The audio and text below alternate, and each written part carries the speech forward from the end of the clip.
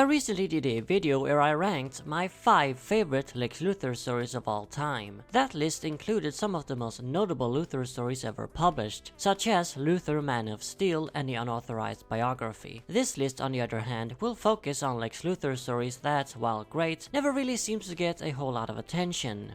Unlike the previous Lex video, this is not a countdown. Instead, I'll simply list the stories in chronological order. And let's get started. The Man Who Murdered the Earth, from Superman 248, published in 1971. This comic was written by Len Wein and penciled by Superman mainstay Curt Swan. So in this one, Lex Luthor uses his scientific genius to create a powerful cosmic being called the Galactic Golem. The purpose of this golem is of course to wipe out his hated nemesis Superman. What else? However, during the Golem and the Man of Steel's following fight, the entire world is wiped out as well, leaving only the Golem and Luthor as the sole inhabitants on the planet.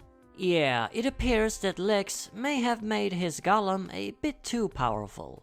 Being a supervillain, you might expect Lex to be happy about this mass destruction, but no, he's actually completely distraught. Lex may be a supervillain, but he isn't that evil. He never wanted to kill anyone but Superman. However, he's now forced to live with his conscience in solitude as the last man on Earth.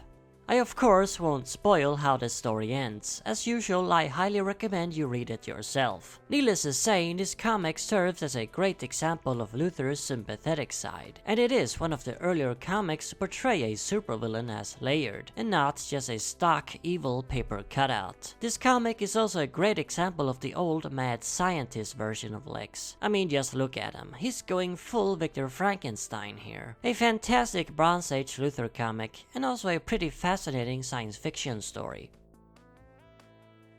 Operation Brain Scramble, from Superman 410, 412, and 413, published in 1985. This three-parter was written by Cary Bates and again penciled by Curt Swan. Operation Brain Scramble isn't the actual title of this comic, but it's what I'm calling it. In it, the unthinkable happens. Clark Kent is fired from the Daily Planet for writing a false article. And as if that wasn't crazy enough, his source for the false article was Superman himself. So let's back it up a bit here. Here's what happened. As Superman, Clark stopped a NASA surveillance satellite from crashing down in Honolulu. As Clark, he later wrote an article about the incident, pretending Superman told him about it. However, and here's where things get bizarre, it turns out the incident never actually happened. There never was a crashing satellite. It was all, somehow, just a hallucination on Superman's part. Of course, he can't admit that, as it would shake people's confidence in Superman, and we can't have that. So all he can do is deny his alter ego's article and let Clark Kent take the fall. Pretty crazy premise, right? Well, you've probably guessed who's responsible for the hallucination, considering the subject matter of this video: Lex Luthor. It's his latest diabolical ploy against the Man of Steel, Operation Brain Scramble. Using advanced tech, Luthor is creating hallucinations to mess with Superman's mind. The goal is of course to drive him mad and destroy his entire world. Clark Kent losing his job and reputation was merely unintentional collateral damage, and it's only the beginning. If I were to pick one of these 5 stories as my favorite, it would be this one. Truly an awesome comic. I'm very surprised this isn't considered a Superman classic. It's not only one of the best Luthor stories, but one of the greatest Superman stories period. A real page-turner. You just have to find out what crazy thing is going to happen next, and how Superman is going to solve all of this. He's not only attacked as Superman, but his civilian life suffers as well. Easily one of Luthor's grandest schemes against the Man of Steel. I also love the portrayal of Lex. An incredibly arrogant, smug and boastful evil genius who loves to constantly berate his poor henchmen over their perceived incompetence compared to his brilliance. Mad scientist Lex at his finest. Luthor's Ultra Ego, from Superman Annual 12, published in 1986. This one was also written by Cary Bates and penciled by Alex Saviuk. With my very favorite Lex story written by Bates as well, which I talked about in the previous Lex video, I think it's pretty safe to say Bates is my favorite Lex writer. Anyway, this is actually the very last real pre-crisis Superman story. Whatever happened to the Man of Tomorrow is after all just an imaginary tale, as they call them. Elseworlds before Elseworlds existed. The plot of this comic does, however, not indicate that whatsoever. That's not what it's about, and obviously not what it was supposed to be about. No, this story is about Lex Luthor's flying warsuit. An alien entity called the Electrospine comes to Earth searching for Lex. It then finds him in his secret island hideout and proceeds to trash his lab. It also steals his warsuit and takes command of it. Without getting into too many complicated and rather convoluted details, the Electrospine hails from Lexor, the planet where Lex found the suit in the first place, and in fact the Electrospine is what once used to power the suit. Long story short, the Electrospine, now in control of the powerful warsuit, plans to destroy our entire planet. Why, I'm not going to get into, as frankly it would be way too time consuming. Read the comic yourself is my suggestion. Anyway, bottom line is, the world is about to be destroyed, and Lex knows it. So what does he do? He does the only thing he can do. Reluctantly, he goes to his hated nemesis, Superman, and proposes a temporary truce and team up. All in the name of saving the planet. So it's a Superman and Lex team up. Stories where the hero teams up with one of his rogues are always a lot of fun, and this comic is certainly no exception to that rule. In fact, it's one of the better such examples. These two specific characters teaming up is especially poignant, considering their past together, and Lex really should be a hero. He constantly shows such great potential for it. Not saying I want him to be a hero, just saying that he should be. This is another story that proves that Luthor, despite being a villain, does actually care greatly for humanity. This comic is probably not the ideal last Superman story, but it sure as hell one great Superman-Lex team-up tale.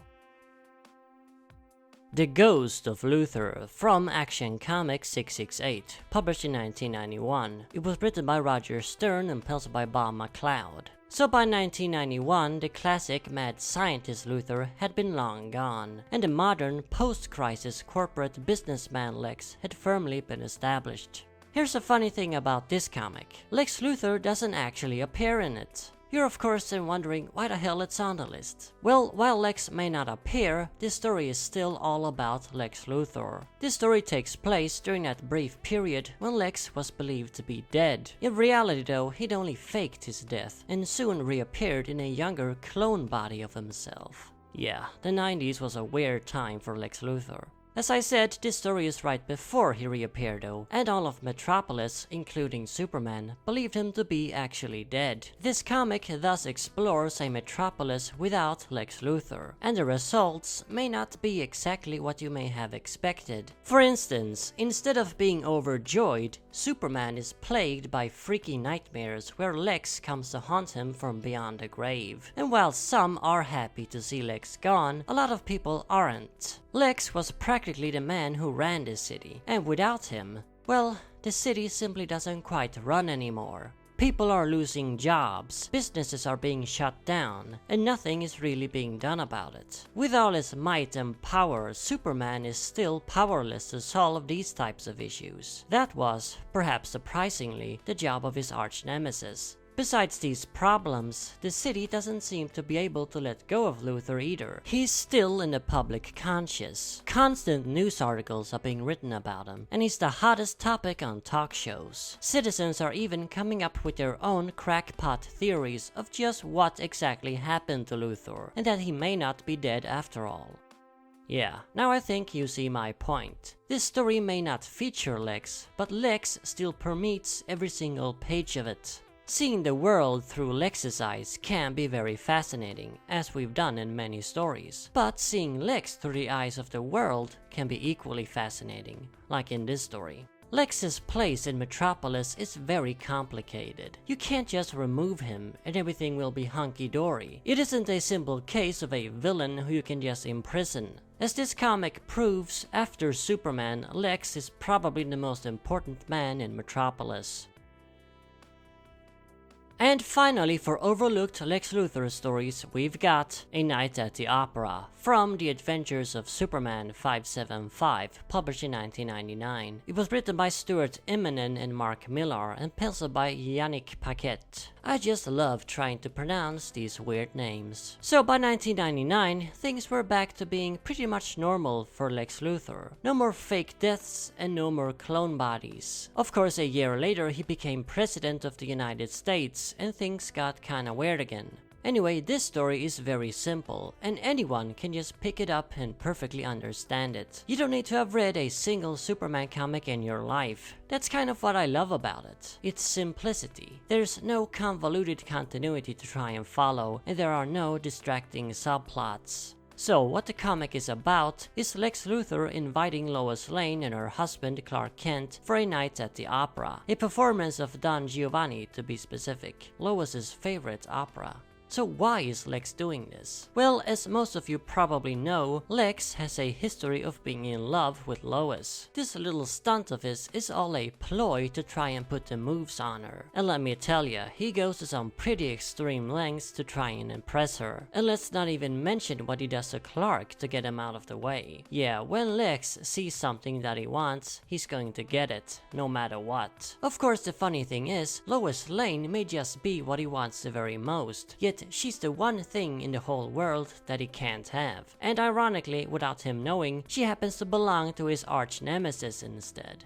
This comic is a perfect example of the modern Lex at its most human. He's not trying to destroy Superman or rule the world in this one. He's simply trying to woo the woman he loves. And while he does some pretty sneaky and questionable things for this endeavor, make no mistake, he never forces himself on Lois. He shows her the utmost respect, and whatever decision she'll make is up to her. He'll simply try and influence that decision as best he can. This story is a lot of fun due to its rather harmless nature. It's a nice break to for once see Lex simply be up to some goofy shenanigans, all to win the heart of a woman.